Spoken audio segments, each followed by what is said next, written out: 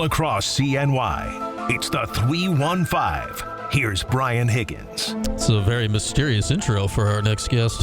Oh my. What has Matt Palumb been up to? Matt's been up to a lot of things. I mean, he's a lacrosse ref to the stars, executive director of Athletes Who Care is the reason he's on our program today. Matty P, it's been far too long, my friend. What is going on in the world of Matty P today? Hey, Higgs. Everything's great. As you can imagine, 75 and sunny in April agrees with old Matty P. So we were down mowing some grass on the golf course. That's my little summer gig that started a little earlier than normal. But, just out soaking up some of that sun. All right, so as you do, we'll get into the NIL stuff in a second. I did have a couple of lacrosse things we had to hit real quick. You are the most viral lacrosse ref in the world, especially since you were talking about your fellow ref's package a few months ago. That felt like the quintessential Matt Palumb moment in like the history of lacrosse refereeing. Oh, it was fantastic. It's fun in that those guys kind of give me the green light to let my sharp tongue out of its yard once in a while and have a little fun out there. And that Sixes tournament was that league, the PLL, just does a lot of really good progressive things for lacrosse to bring it along, and hopefully what they do with me with the officiating is it sparks some interest so we can get some more refs out there too. So I think they do a lot of stuff to promote the game in a lot of different ways, and we have a lot of fun along the way. So, I welcome the opportunity to, like I said, turn my mouth loose and have a good time with it. Yeah, so whoever decided to toss a mic on Matt Palumb, they should get a raise. Definitely get a raise at their job. The other actual lacrosse reffing thing I wanted to ask you about. This happened last Friday night with this is the Maryland Ohio State game. I had never seen this called before in my life, but I know this. John Tillman knows every word in the rule book. What as a ref did you make of the wrong color gloves situation with that Maryland Ohio State game? It's so funny. The upside of all this is it's sure as heck got everybody digging through the rule book to say, oh my God, I never even really thought about this.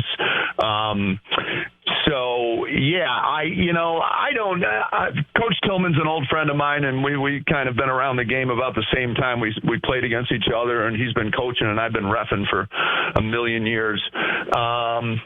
And, I'm not sure if he's overly thrilled that he did that or not. I haven't spoken to him. It seemed to have kind of struck a chord with everybody. Of course, it's easy to comment when you're not in the middle of the situation or in the heat of the game or whatever, but it was certainly out of left field. It was something that we do not have to deal with a lot. It's a rule that was brought about by, the whole idea of it was, again, as we grow the game and have more TV coverage, and, they didn't want, for example, Maryland out there playing with green and blue gloves and another team without their colors. So, that was kind of the aim of the rule. I think this might have been a little variation, and we do it too at Syracuse where, they got orange helmets and white helmets and blue helmet, right? All the fashion that goes on with today's, uniforms. And also most teams have 2 or 3 sets of gloves, and some kids have the option of using brand X while some other guys have the option to use brand Y. And very often brand X and brand Y don't produce a glove that's exactly the same. So I think what it did, it sort of brought to light, hey, where do we want to take this rule? I'm glad that we kind of got out of it without having it, although it stirred the pot a little, it didn't decide that game. It was still a fantastic lacrosse game decided in overtime. And I would imagine moving forward that issue will be, on one hand, if you run a Division I program, you got to dot your I's and cross your T's. and hopefully that just kind of brought attention to it, and I'm hoping we don't have to handle that again. Nobody dots the I's and crosses the T's better than Maryland. So yeah. I don't know what else Tillman has got, but maybe you'll have a Final Four game this year, and you get to find out. And hopefully, yeah, you never know with him. He is meticulous and thorough and all that good stuff. So, yeah, and again, John Tillman's a great guy and done a lot of great things for the game. So, like I said, I'd be curious to hear from him if he regrets bringing it to the surface, or if he said, "Hey, the hell with it. I wanted, I'm trying to win a game, and it's in the rule book, and that's that." So, yeah. No love lost between Maryland and Ohio State, and that didn't start last Friday night. We know that. All right, we could talk lax all day with Matt Palumb, but the reason we got Matt on today, you are the executive director of Athletes Who Care, which is one of the Syracuse NIL collectives, and obviously NIL is in the news right now for a lot of reasons. There's the transfer portal, there is signing, and there's the Adam Weitzman news from earlier this week, which all goes in the pot around Syracuse NIL. So just get us started here, Matt. What is Athletes Who Care, and where are you guys at as far as getting involved with Syracuse and the NIL game? Sure.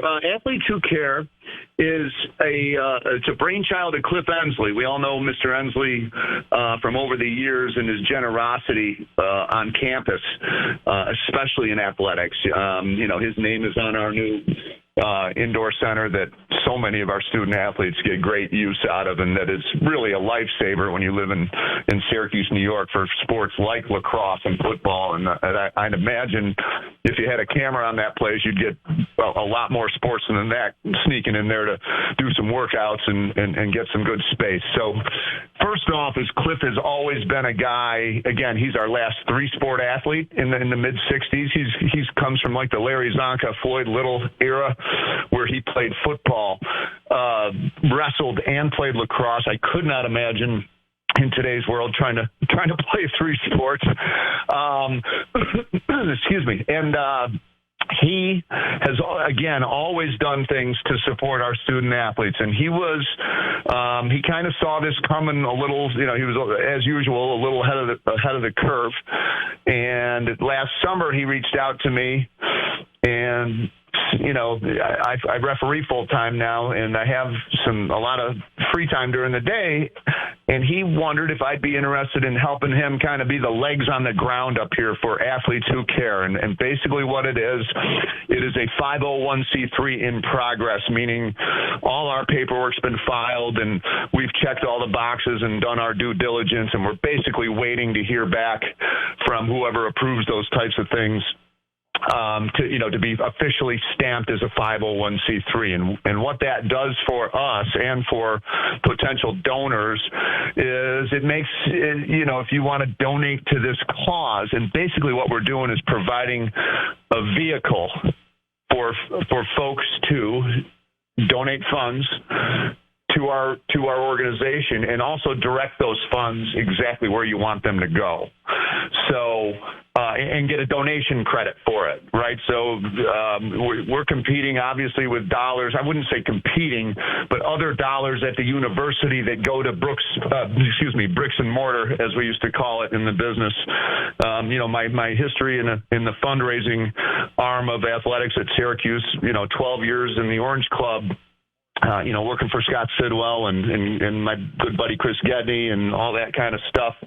So I learned about that business and how important that stuff is to a campus, or to student athletes.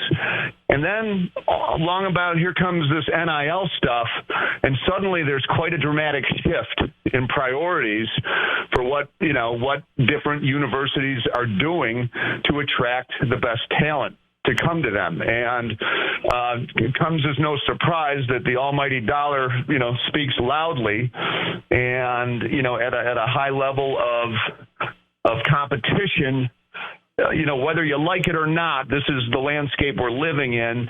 And again, Cliff's a guy from the 60s, an old school type of guy, but he's pretty progressive thinker for a guy in his mid 70s. And what he has done is turn this into a little bit of a community service serve the community is what his theme is with the kids. And so what we've done, he's established a fund with Howie Fansteel, another trustee friend of his, and those guys basically started the pot. And this past fall, we had, I want to say 15 or 16 of our football players. He started with football, highest profile sport. Always is kind of the front porch of everybody's athletic department. And we put 15 football players under contract for this past school year. So they're sort of towards the end of their first contract. But basically, to get out and serve the community and pick up a few bucks in doing so. So that it works great for the charities around here. We've been to the Samaritan Center and the Rescue Mission and the Salvation Army and the Food Bank, those kinds of places. And we're branching out to more. We're really just kind of getting the ball rolling with it. But it's a nice service that we are providing to our community via the kids, via our student athletes. And, they're picking up a few bucks and kind of learning some things about their community and learning what it's like to, put a hairnet on and go serve lunch and spend some time with people that live a mile or two from the dome that aren't so fortunate and really benefit from the interaction and the service that we provide. So in a nutshell, that's basically it. Our next venture is now, okay, let's grow this thing. It's not supposed to be just a football NIL vehicle. So we've signed our first female athlete, Deasia Fair, our great women's basketball point guard, and we also have a couple of women's lacrosse players under contract. So, as well as a couple of men.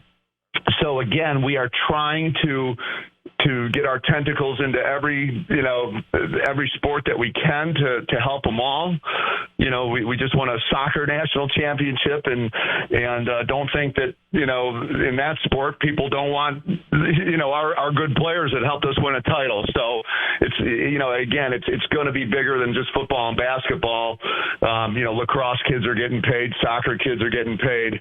The ladies are starting to get paid.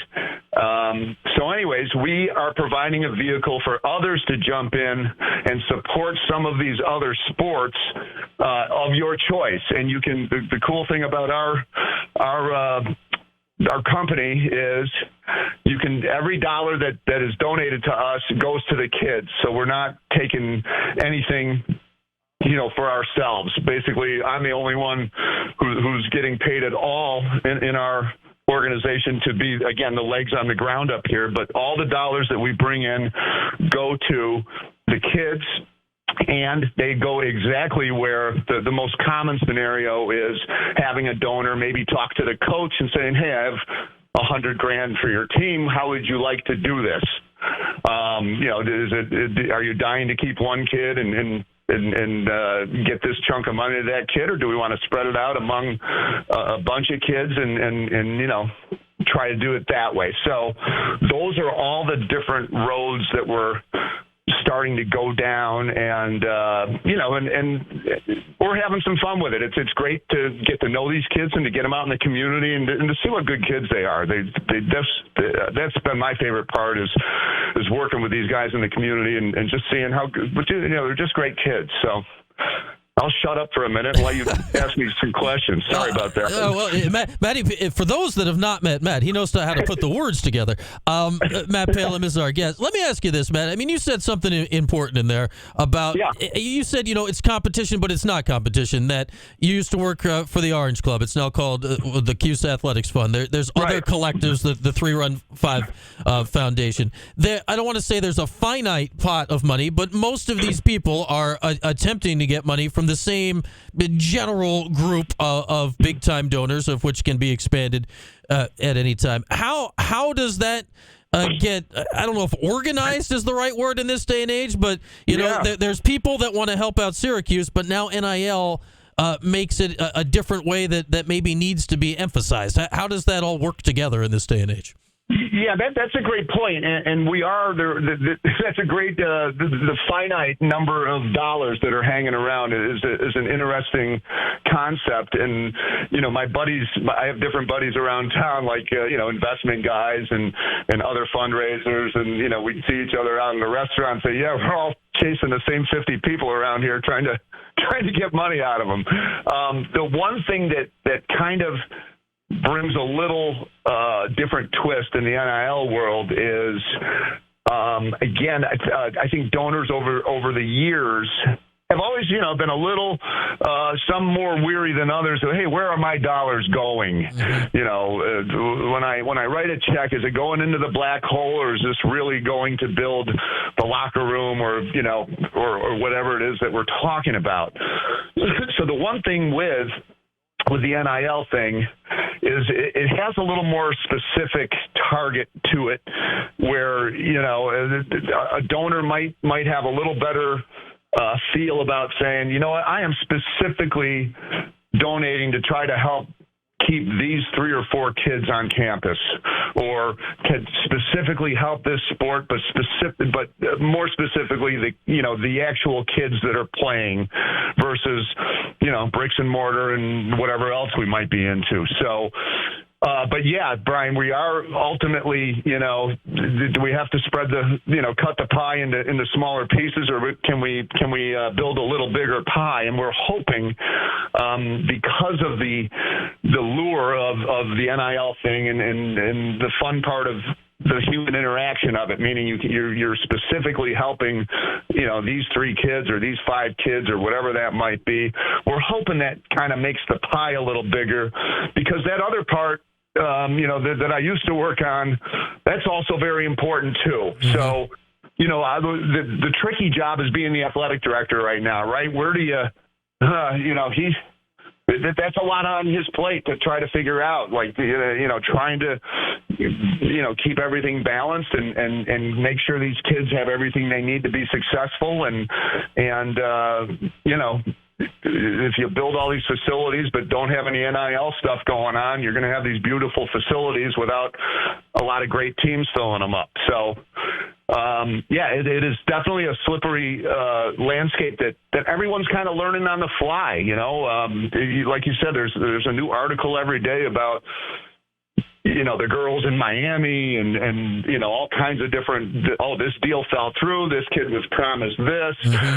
So it has a little bit of a Wild West feel to it that we are trying to do it in the most tasteful, modest, honest, upfront way that we could possibly do it. And again, the captain of the ship, Cliff Ensley, is a pretty good guy for, to be your poster child for integrity and loyalty and support and all the good things. He's not going anywhere. He's not a fly-by-night kind of guy. He's been Orange for an awfully long time.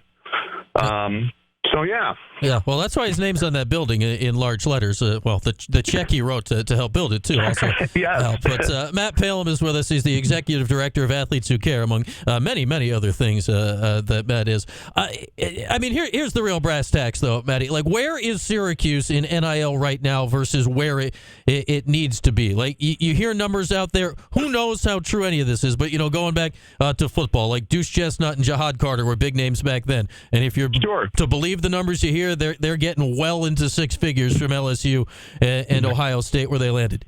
Jesse Edwards is why we're having this conversation right now. The numbers we're hearing out there is that he might be getting like upwards of $700,000 or $800,000. It's a lot of money to hear. When the number hits you that's involved in that field, does that number sound like a lot to you, or is that just what the market is right now? That's a great question, and I don't have definite knowledge about what's going on at Florida. Again, you hear different stories, right? This fell through, or this didn't, or this kid's getting that. And I don't have, definite facts about other institutions and exactly how well they're doing with it. What I do know is, as we've gone now for 9 or 10, I wouldn't even say that, probably 8 months, really, we've been actively, doing this. We haven't had a ton of kids jump ship. which leads me to believe maybe, the dollars aren't quite as huge and as plentiful as everyone's talking about. I think talk is cheap, as we've always known over the years. So I think, as usual with the finances of the world, we always seem to be the underdog here at Syracuse, trying to, we don't have an Alabama or an SEC budget or Big Ten or that kind of stuff.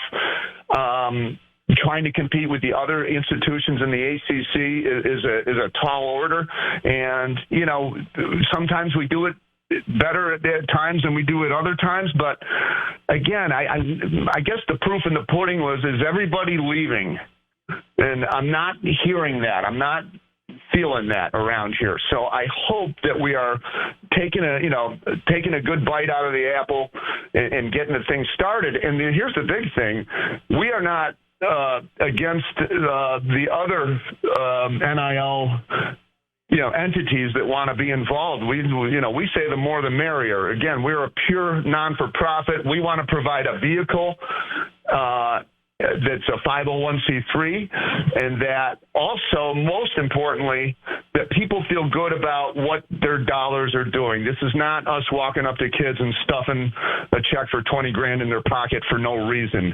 This is us going out in the community and serving the community, which is hugely important to Cliff. And that's the big thing that we hope donors feel good about, right? If you have $100,000 that you want to, spend on this, we can promise you that whoever you earmark it for, that kid's going to be doing charity work to eventually get that money. And however big the chunk of money is versus the hours and all that stuff is math that goes on, once the money's in the account. But that is what we're hoping. As I said to Cliff, I go, I think we're pretty easy to get behind. We're Syracuse guys doing it, former Syracuse athletes. That are trying to do this about as modestly and tastefully as we can to, let people feel good about where they're putting their money. I'll say this, Matty. I don't need modest or tasteful. If you want to shove a check for $20,000 in my pocket, me too. I'm cool. Stop by any time and shove away. We'll figure that out. Right? We'll figure that out. Last quick thing for you. You talk about, it is not just you. There's the 315 Foundation, and Sure. the big news this week was obviously coming off Adam Weitzman saying he's not going to be currently involved in NIL. Like if you're just all person that has money, you can do that by yourself. Like, do you as an organization feel like you say, okay, X dollars are now out of the pot with Adam stepping back? Do you as an organization feel the need to we need to take X dollars and make up for that right now? Never have we discussed it like that. But common sense would say, yeah, if Mr. Weitzman's out of the mix, then yeah, those are dollars that the university / the kids or whoever aren't getting. And we all know, what his background is and what his capabilities are. And so, yeah, it's not a great thing that didn't work out. I think, and again, I don't know the ends. I don't know Adam Weitzman, and I don't know what went down or didn't go down. And again, I got enough games to ref and other people to chase around that I don't have a whole lot of time to get into the gossip. But no, I mean, you would certainly like somebody with those types of resources to, be in good standing. And again, I don't know the ins and outs of that, but no, it's not a positive thing to have him not involved. Yeah, I mean, hey, we got nothing but time for the gossip around here, Matty. So that's what that's what keeps our lights on around here. That and whenever you're going to stop by with that check to shove in my pocket. Yeah, right. But anyway, my man, always great to talk. We could do this all day long, but we're now comically behind, which is generally what happens when we get to talking.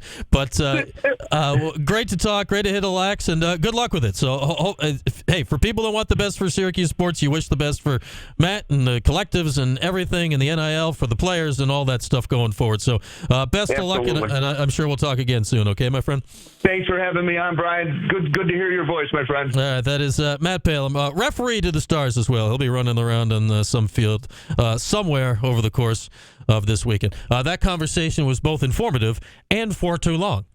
So we're now way behind. Oh, God, what are we going to do? We're going to take a break. When we come back, the plan is we'll talk to a guy that's playing the sport now that Matt used to play back then. Caden Cole, starting defenseman for the Orange men's lacrosse team, is scheduled to join us coming up at the top of the hour. So we'll talk to Caden, we presume, when we come back.